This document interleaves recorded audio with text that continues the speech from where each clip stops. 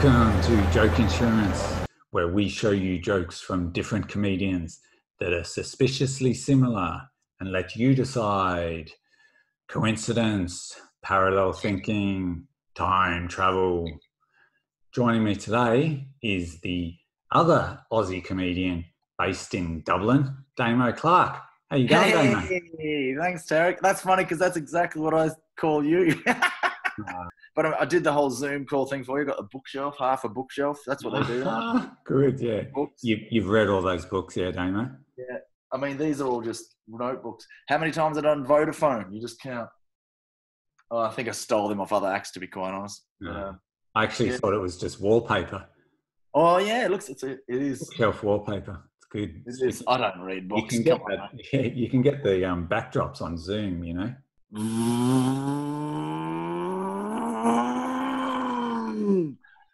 So you can't do that on real gigs. So I'm enjoying that. No, you can't. I have been doing a bit of reading. I'll lie. I've been catching up on my vehicles. Yeah, that's good. Yeah. 1,000 is a lot of vehicles to learn. Who we got here? This is an interesting one I found. It's is Norm Macdonald doing one of his classic pieces. This is from 2017, so he's doing it around that time. And then is this other clip I found from a guy called Jason Hughes in 1997. So check it out.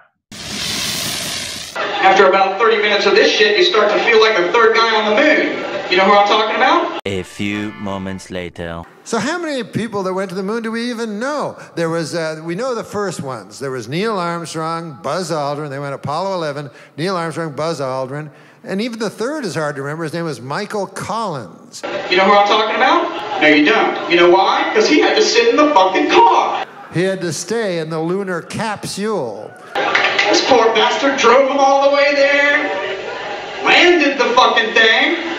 And Michael Collins, he got to go all the way to the moon, but not go on the moon. And then Neil jumps up and goes, "Great job, buddy. Buzz and I are going to run outside and check around a little bit. You don't mind sitting in the car, do you?"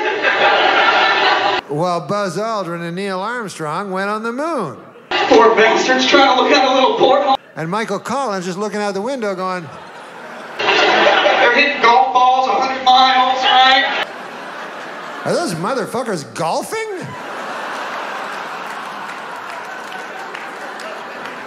Good God, they're golfing.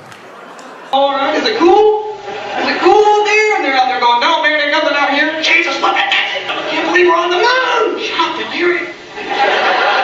God, they wasted trip. Woo, this is boring. Oh, why did we come here?" And then Buzz and Neil, I'm sure they were nice guys. They didn't want to hurt Michael Collins, you know. So they probably went back, you know, to the lunar capsule, you know, and Michael Collins was like, "What do you think, guys? What was the moon like? What was it like?" And they were like,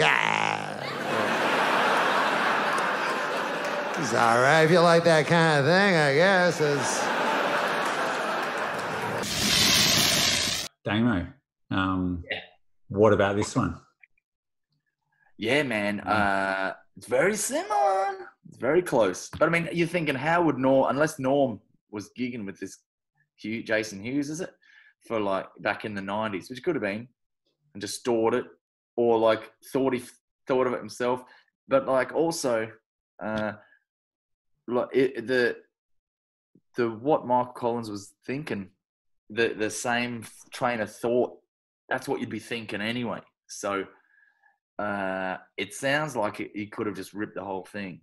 But also, that's if you had that first thought of like, what's the third guy that no one ever talks about, and you followed that, or it would sort of go down the similar road.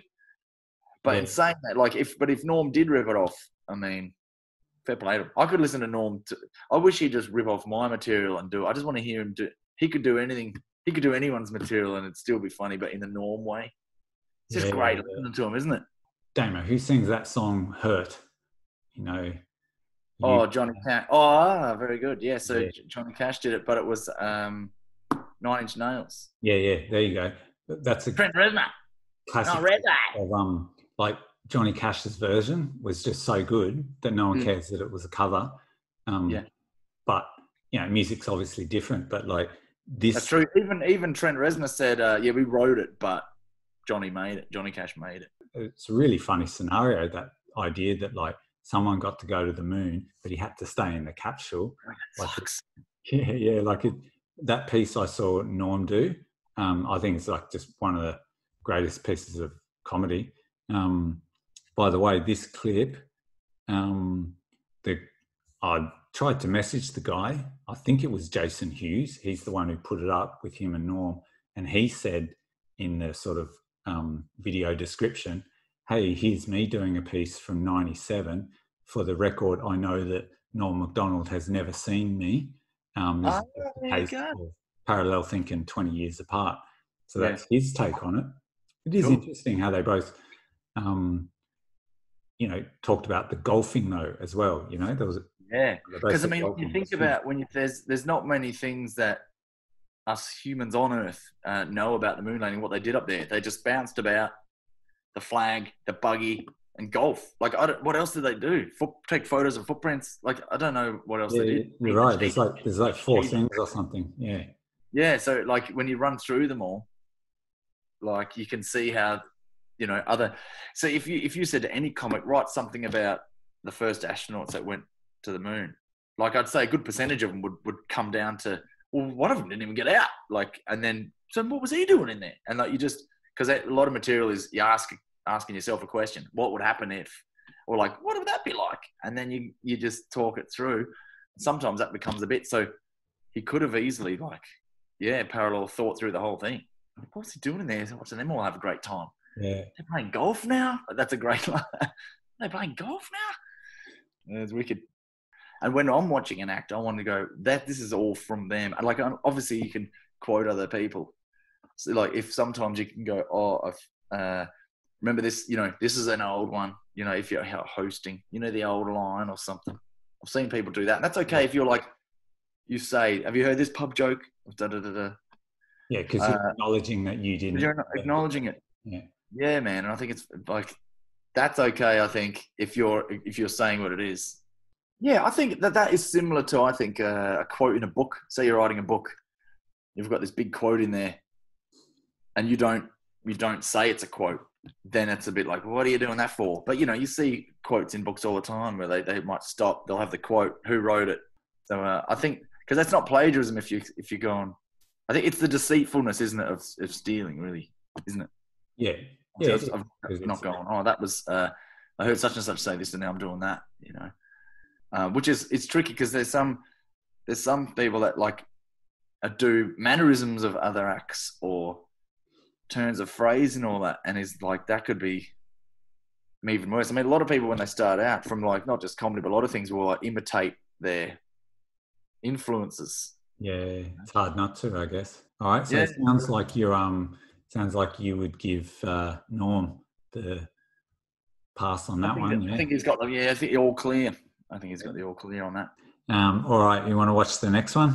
Yeah. All right, here we go. Thief. So check this one out. This is Glenn Wall from 2010.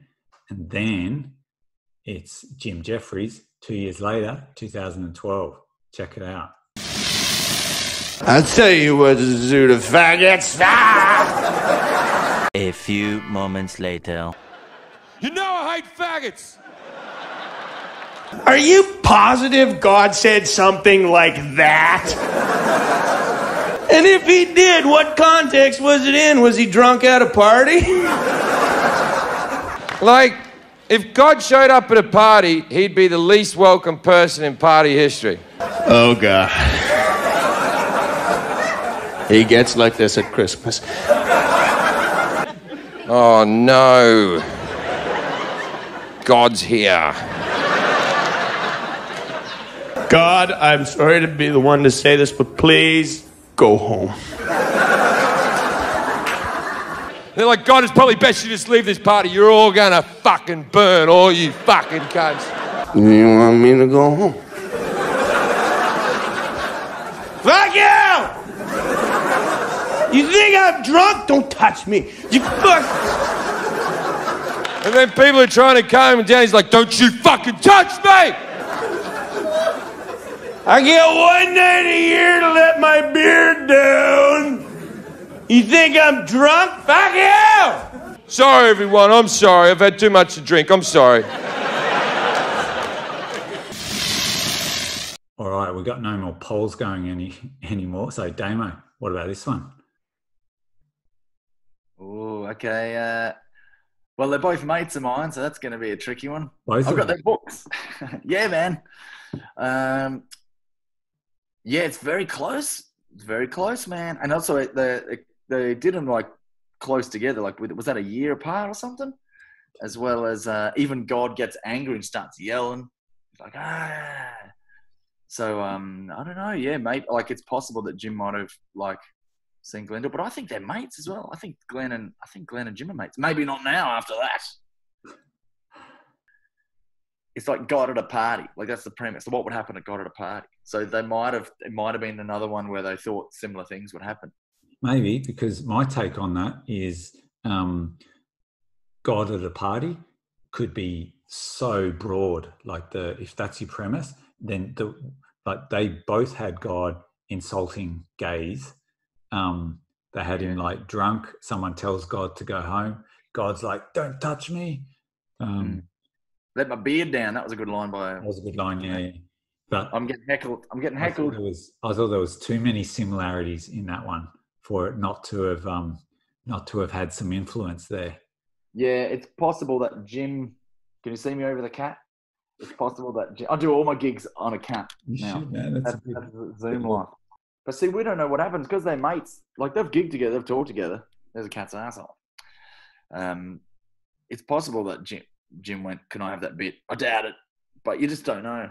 It's very. I'm not going to know anyway, because I just see these clips on YouTube and they're similar, and then I'll go, "Oh, this looks pretty similar. This one came first, looks suspicious," but obviously I don't know. I don't know these people, but you do. We interrupt this transmission for a commercial break. Don't you hate being woken up in the morning by the sound of an alarm clock? Some genius years ago managed to put an alarm clock inside a radio, so then you could wake up to the sound of music. But even that gets annoying too. Well, we've gone one step further, introducing the meow alarm. We put alarm clocks inside cats, so you can wake up to the sound of meow. You send your cat into our laboratory and we have it installed with a multifunction alarm clock. Then you set the time and let your sweet little cat come and wake you up in the morning. You can choose from 4 functions: the simple meow function, the tap, the purr and prod, or the lick function. And if you order in the next 15 minutes, we'll upgrade your cat to the blanket pull function for free. So call 1-800-MEOW. That's 1-800-MEOW. So here is another Aussie. Thought we'd have an Aussie theme, Why not? Yeah, let's do it. Yeah. Aussies in Europe, isn't it? Aussies in Europe, come on. So yeah, but first it's Greg Giraldo from '99, and then Steve Hughes sometime after that in the noughties. So check it out. I was out on the street the other night. This homeless guy asked me for money, and I was about to give it to him, and then I thought, he's just going to use it on drugs or alcohol. And then I thought, that's what I'm going to use it on. A few moments later. But that's the moral high ground they give you. You don't give these people money, they'll just spend it on drinking drugs. Well, what the fuck do you think I was going to spend it on? Homeless, they tell us, don't give them money. You don't give that. What are you giving change to homeless people? What are you doing? You're insane. You don't do that. They can't be trusted. What you do is you send the money to us. And we'll make sure they get it.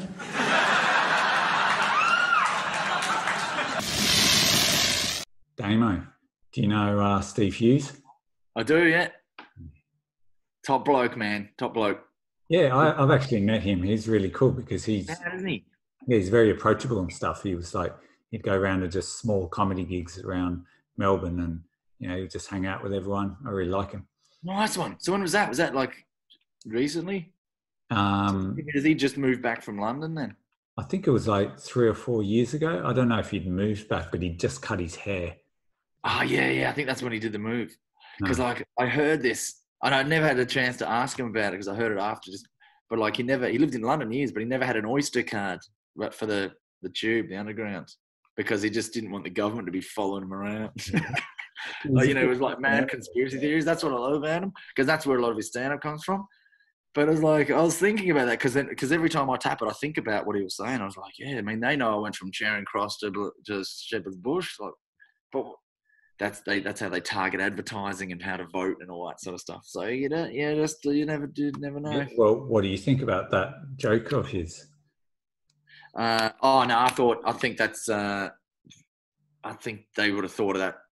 It's a very easy, not an easy thing to think about, but it's like, even though it is like pretty much word for word, that is something that people would say about giving money to the homeless. Like, they're just going to buy it on drugs and alcohol. Like, it would be an excuse that people would give so they wouldn't have to give money. And then you're like, well, yeah, that's what I was going to buy. I think they could have thought of that themselves. But then I think, because like that was almost like just to get into Steve's bit, which was like about charities. No, we'll give it to them. You give us the money, we'll make sure they get it, So that it was sort of getting to that bit. But I don't know. Hughes doesn't strike me as someone who would watch material clips online and then write bits down, or I just don't think he's that kind of.